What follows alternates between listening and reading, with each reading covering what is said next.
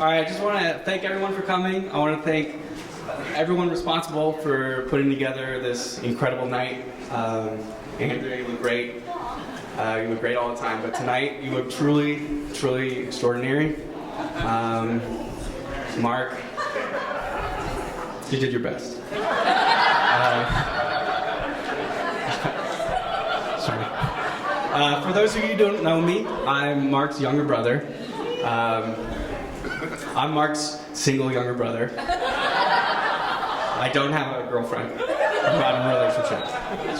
If there's one thing that you should take away from this speech, it's that I'm currently available. That goes out to everyone. Event staff, your family, friends, snap that. Snapchat. Put it on Twitter.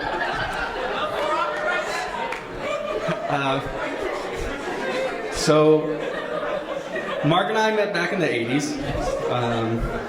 Some crazy times. I don't even remember most of those years. Some say I had a problem with the bottle.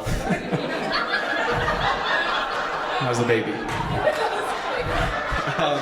What most people don't know here is that Mark and I actually got along for the first few years until I was able to talk. And then that went downhill really quickly.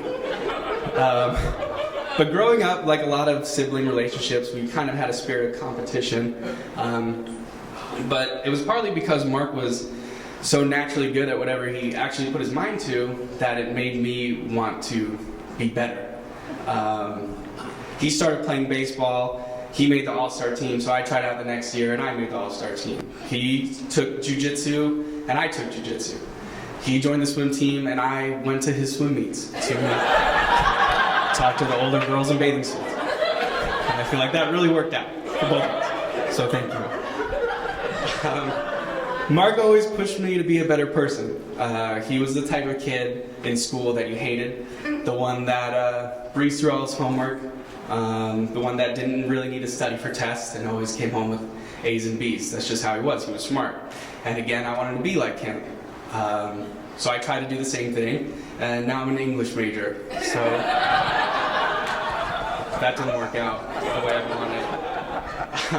One time, we were walking back home from elementary school, and we had to walk 5 blocks down this place called The Rock, because my parents didn't want to deal with the after-school traffic, and TiVo didn't exist, so she had to get home to watch her soap operas.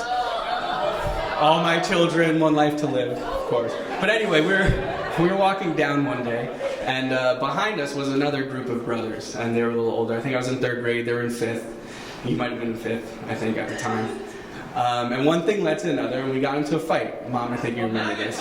Yeah. We got into a fight, and Mark handled his pretty quickly, and I thought I did okay. But I remember lying on my back on this grassy hill, looking up at this guy who was about to start raining punches down at me, and then Mark pushed him off, and eventually, they ran off.